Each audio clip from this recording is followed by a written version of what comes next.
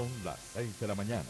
Llega la hora de la verdad para pensar y analizar las noticias de Colombia y el mundo. La hora de la verdad en la red de Radio Red RCN con Fernando Londoño Hoyos.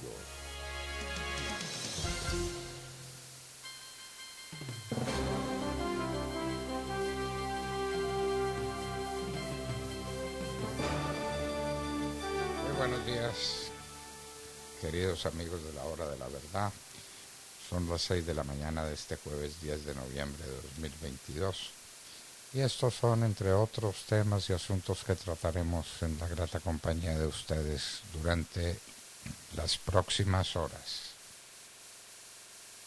Las elecciones en los Estados Unidos. Lo que están diciendo los comentaristas es que no hubo la marea roja, es decir, la marea republicana. Es posible, a estas alturas del escrutinio, altamente posible que los republicanos se queden con la cámara baja, y la llamaría.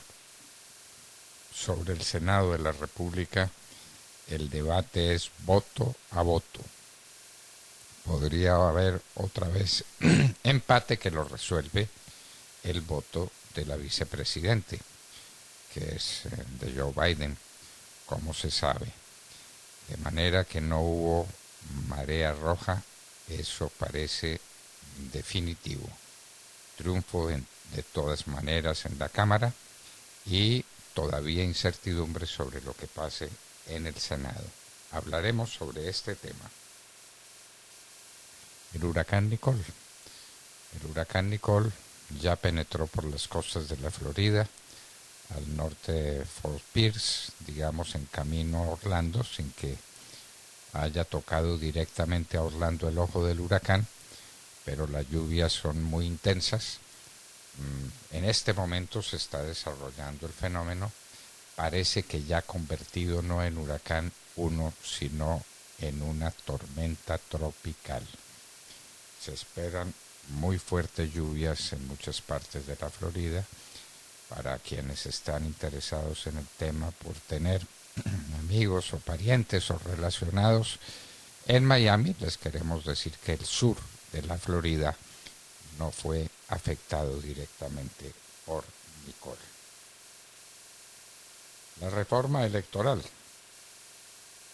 Se ha decretado u ordenó el gobierno que se lo tratara prevalentemente mensaje de urgencia al proyecto de reforma electoral. Nos hablará del tema Carlos Augusto Chacón, director ejecutivo del Instituto de Ciencia Política. Los agricultores y el invierno, lo que ha pasado con la cosecha de café y con los precios del café. El ex senador Alejandro Corrales tratará con nosotros sobre este tema importantísimo para el país. Ya lo conversaremos. Revive revocatorio en Medellín tras fallo del Tribunal Administrativo de Antioquia. Estaremos con Andrés Felipe Rodríguez, presidente de la Corporación Medellín Cuenta Conmigo y vocero de la revocatoria al alcalde de Medellín. Importantes noticias que vienen desde Ucrania. Moscú ordena retirada del río Dnipro ante avance de Ucrania. Y ordena también que salgan sus tropas de Gerson, la ciudad más grande de las invadidas. ¿Esto qué significa? Una claudicación definitiva de Moscú en Ucrania. ¿Qué significa? Lo tendremos que comentar despacio con ustedes. En 5 estados de la Unión Americana hubo votación sobre la marihuana. Pues en Maryland y en Missouri aprobaron la marihuana. En Dakota del Norte, en Dakota del Sur y en Arkansas la rechazaron. El señor Blatter, que tuvo tanta importancia en el manejo de la FIFA, ha dicho que fue un error haber adjudicado el Mundial a Qatar. Qatar, las limitaciones a las que la gente se somete, las dificultades de desarrollar el Mundial en esas circunstancias. Zelensky, el presidente de Ucrania, advierte otra vez sobre un posible desastre en Zaporilla. Zaporilla, recordemos, es la planta nuclear más grande que hay en toda la región. La economía fue decisiva en Texas, iba a ser decisiva en todas partes, y en muchas partes tuvo influencia importante. Decisiva en Texas, en Georgia al parecer ganaron los republicanos, pero no se sabe todavía la suerte del Senado. Ordenan evacuación de 5,000 personas por Hidroituango. Seguimos con el problema de Hidroituango y estamos solamente en las turbinas 1 y 2. Faltan las 3 y la 4 para la caverna que ya está, digamos que conquistada por el proyecto. Falta la otra caverna. Las unidades 5, 6, 7 y 8 de ellas no se habla. ¿Cuándo aparecerán?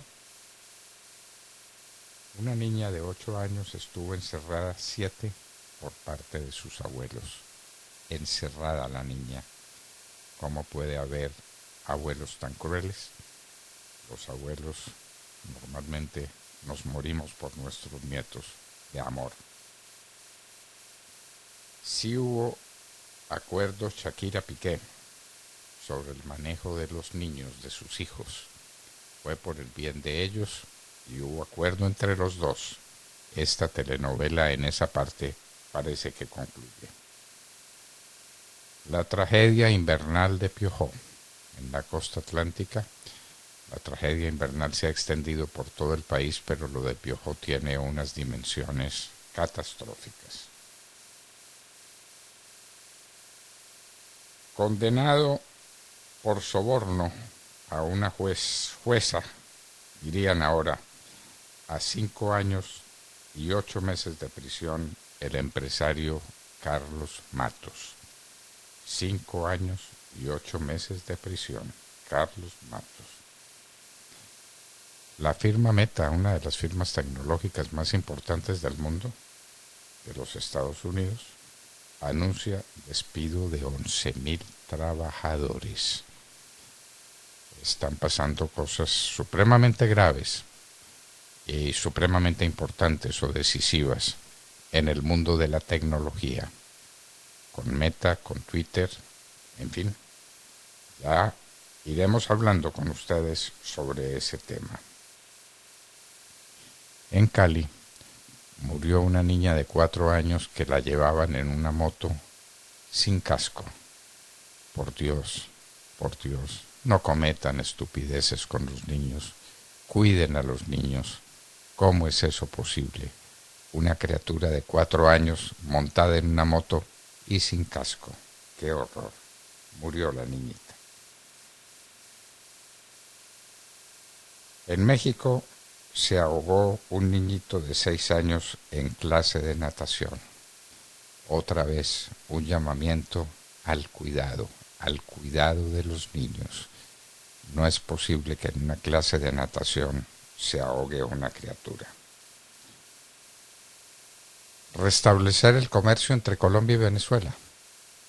Entonces ya tenemos un avión que va y que viene, un avión de Satena, otro avión de una firma poco conocida o completamente desconocida de Venezuela, que vendrá y que se irá después para Venezuela. Y el comercio. Para que haya comercio se necesita que los dos produzcan cosas que sean intercambiables. Venezuela no está produciendo nada. Y al paso que vamos, Colombia tampoco producirá nada. Se cometió otro uso sexual en el SITP, acá en Bogotá. ¿Dónde está la seguridad? ¿Cómo es esto?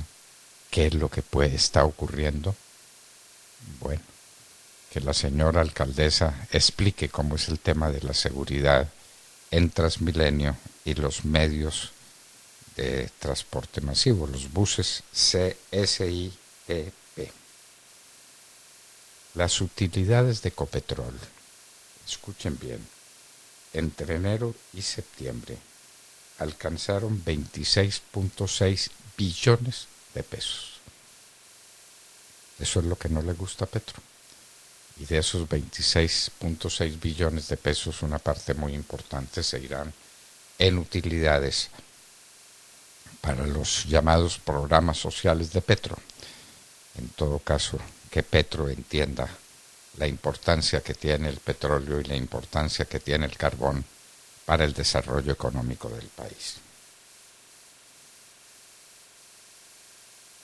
Manizales celebra contrato con un país que no existe, Liberland. Eso se volvió ya un chiste. En todo caso, se celebró el contrato y Liberland se comprometería a enseñarle inglés a no sé cuánta gente en Manizales. Liberland es prácticamente inexistente. Esas cosas pasan en Colombia todavía. El ICETEX ofrecerá créditos sin interés, es decir, que va a regalar una cantidad de dinero. Bueno, muy generosos. ¿De dónde va a salir tanto dinero? Es lo que la gente se pregunta. El virus del camello. Cuidado, para Qatar, tiene un 30% de mortalidad. El virus del camello.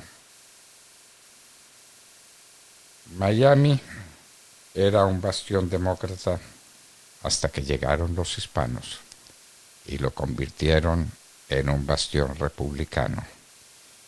El gobernador DeSantis fue reelegido, los senadores republicanos fueron reelegidos. Miami es un bastión republicano.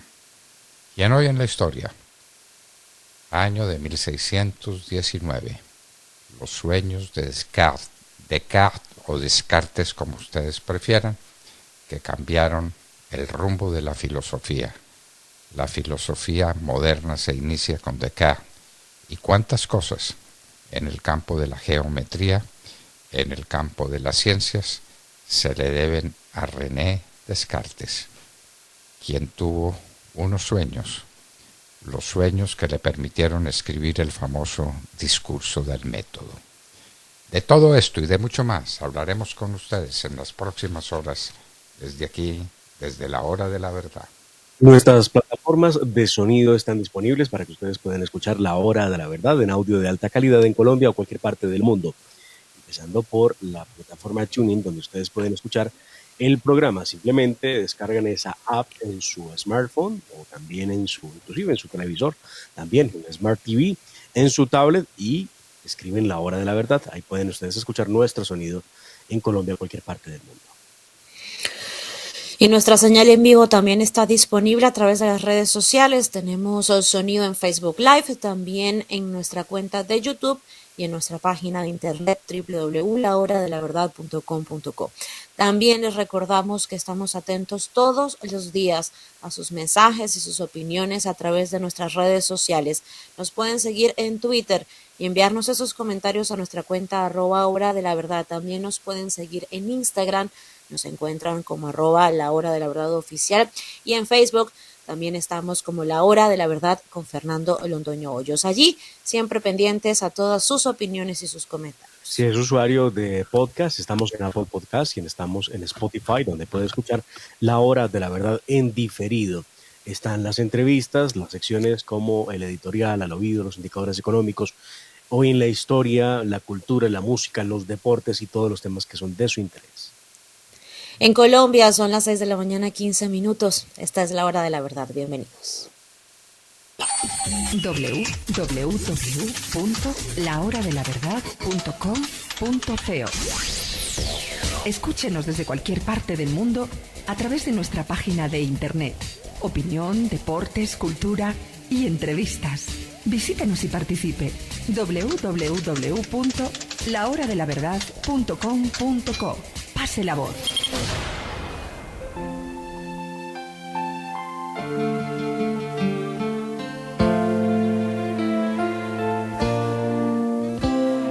Que canten los niños, que alcen la voz, que hagan al mundo escuchar, que unan sus voces y lleguen al sol. En ellos está la verdad. Que canten los niños que viven en paz y aquellos que sufren dolor.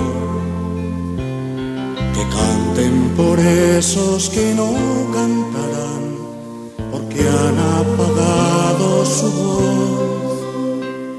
Yo canto para que me dejen vivir. Yo canto para que sonría mamá. Yo canto porque sé el cielo azul. Yo para que no me asusten el mar. Yo canto para los que no tienen pan. Yo canto para que respeten la flor.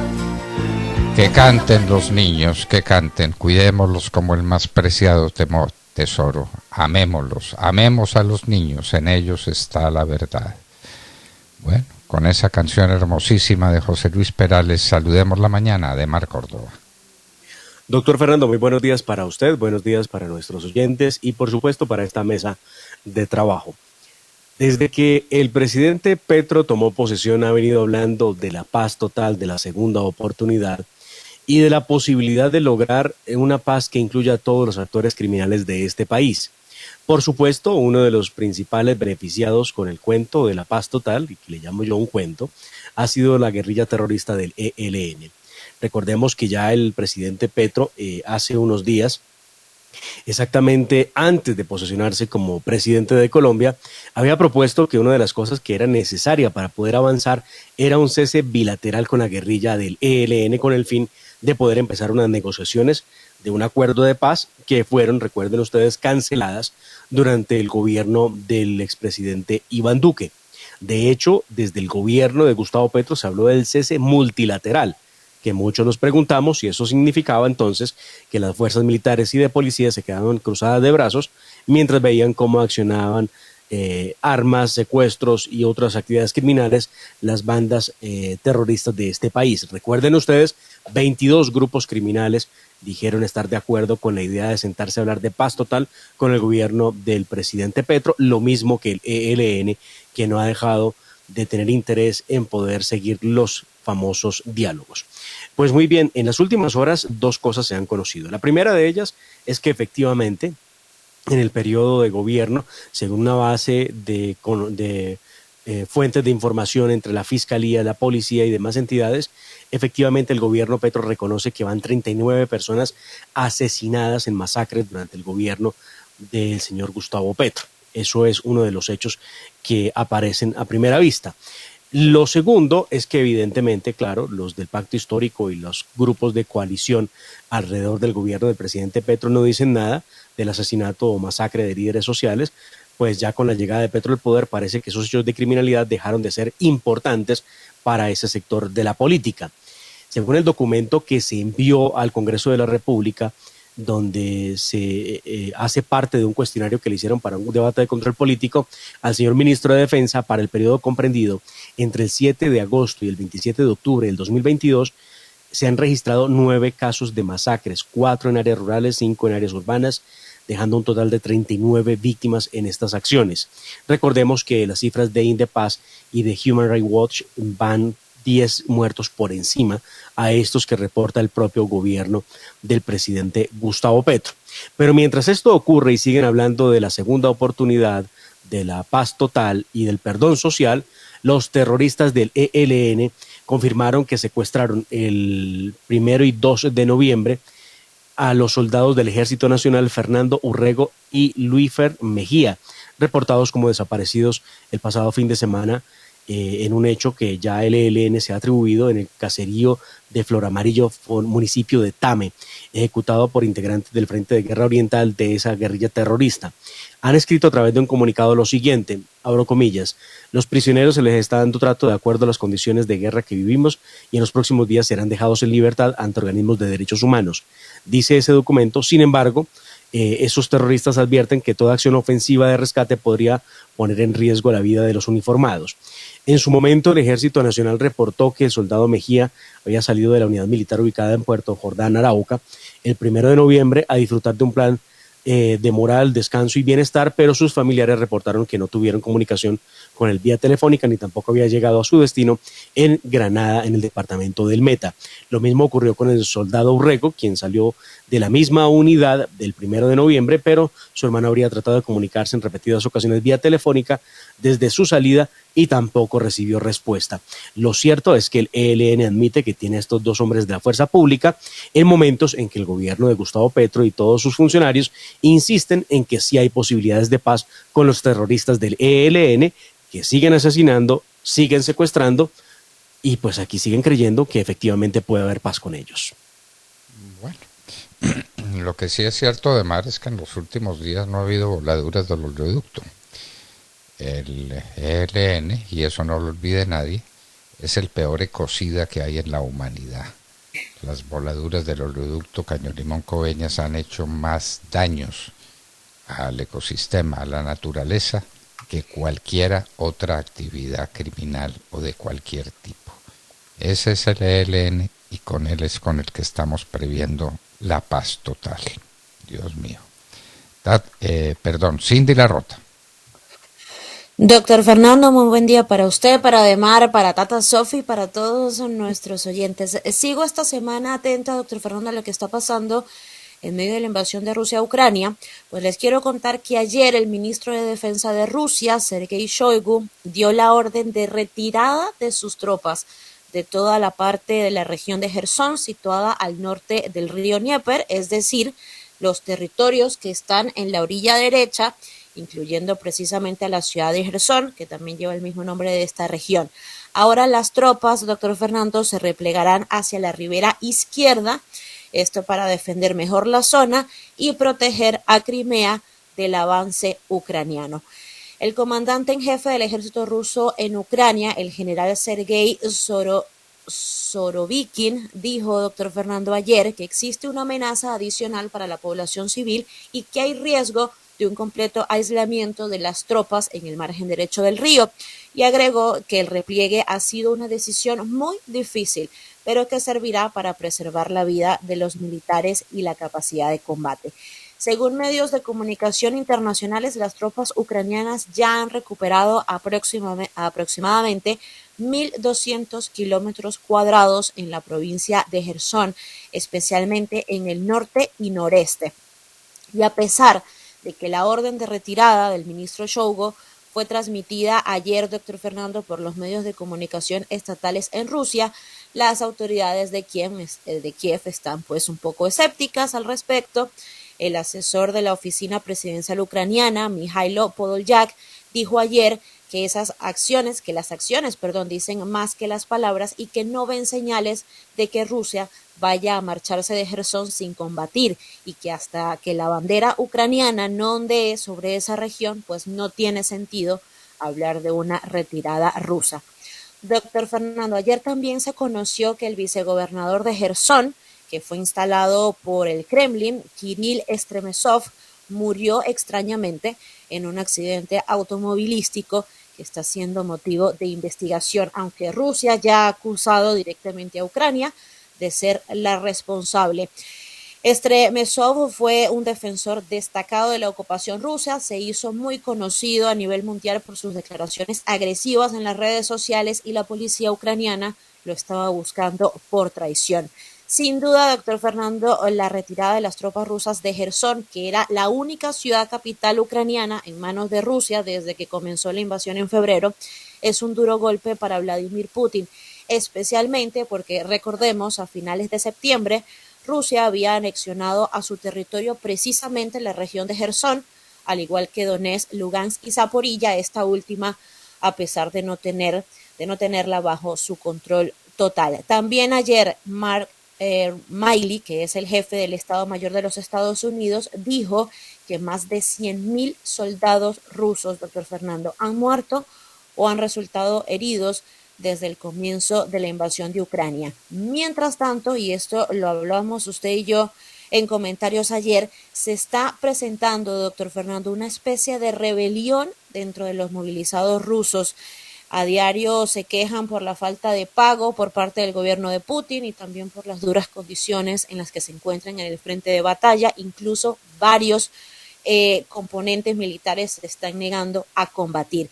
Y las familias de estos soldados también han comenzado a manifestarse en diferentes ciudades de Rusia.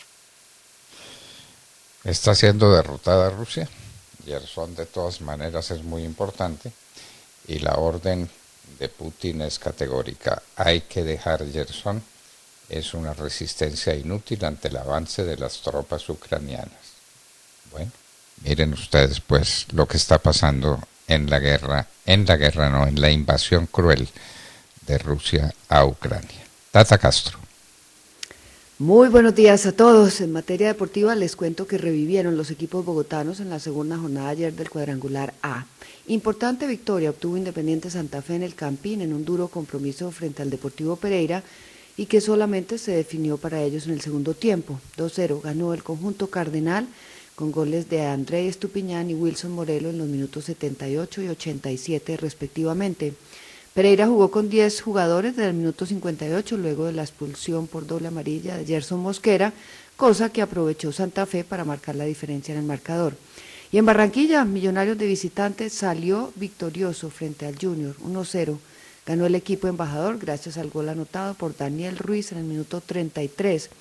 Junior completó su segunda derrota, sigue sin sumar puntos y está de colero del Grupo A.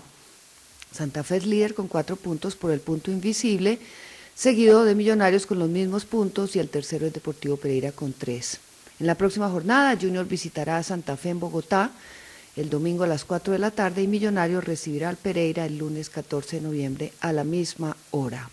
Prenden motores los equipos capitalinos en la fase que definirá a los finalistas, pero solo uno de ellos podrá llegar a la final. Más adelante en nuestra sección deportiva ampliaremos esta y otras noticias. Gracias, Tata. Desde los Estados Unidos, Sofi Casas, buenos días. Buenos días, doctor Londoño, un gran saludo para usted, para mis compañeros de mesa y para toda nuestra gran audiencia en el día de hoy. El huracán Nicole tocó tierra en la costa este de Florida, justamente al sur de Vero Beach. Decían aproximadamente, calculan de 225 kilómetros al norte de Miami, con vientos sostenidos de 120 kilómetros por hora y atraviesa la península en dirección noroeste. El Centro Nacional de Huracanes con sede en Miami informó que Nicole atravesó la isla Gran Bahama, donde se encuentra el centro turístico Freeport, y ganó fuerza suficiente para alcanzar la categoría 1. Justo antes de irrumpir en territorio floridano, los vientos de huracán destruyeron buena parte del muelle de madera Angles Fishing Pier, situada en la playa de Fort Lauderdale, a 38 millas del norte de Miami. Entre tanto, doctor Londoño, fuertes lluvias caen sobre Orlando y Kissimmee en estos momentos, así como en Sarasota y Cape Coral, que fue por donde entró el huracán Ian hace mes y medio, mientras precipitación parece alejarse de la zona sur de la península floridana, donde cerca de 2 pulgadas de lluvia fueron reportadas el miércoles en la noche. Acorde con el reporte de meteorología, doctor Londoño, Nicole rápidamente perdió la intensidad de huracán y ahora transita rumbo noroeste para acercarse a la zona de Kissimmee, al sur de Orlando, con vientos de 65 millas por hora, unos 104 kilómetros por hora. Probablemente Nicole salga al mar en el Golfo de México momentáneamente para volver a tocar tierra muy cerca de Cedar Key, al norte de Tampa, y continuar su trayectoria rumbo norte-noroeste como depresión tropical con vientos de 40 millas por hora, unos 64 kilómetros por hora.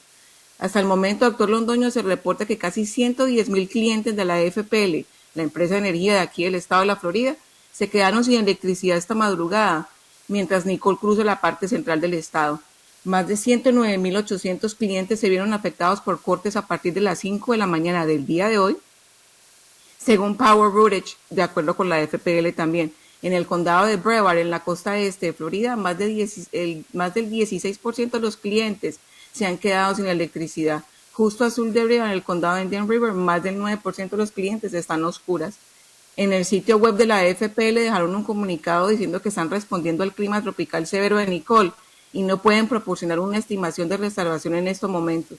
La empresa de servicios públicos que dice que las cuadrillas restaurarán la energía según lo permitan las condiciones climáticas. La temporada ciclónica del 2022 acumula hasta el momento 14 tormentas tropicales y 8 huracanes, de los cuales 2 fueron calificados categoría 3 o más. La temporada de huracanes concluye este 30 de noviembre, aunque no es inusual de que tormentas menores surjan en los siguientes días. Por otra parte, doctor Londoño, para continuar sobre las elecciones en este país, de medio término, la pelea continúa en los estados de Arizona, Nevada y Georgia para definir el Senado. De acuerdo con el conteo de votos, hasta el momento el Senado va en 48 escaños para los republicanos y 46 de los demócratas.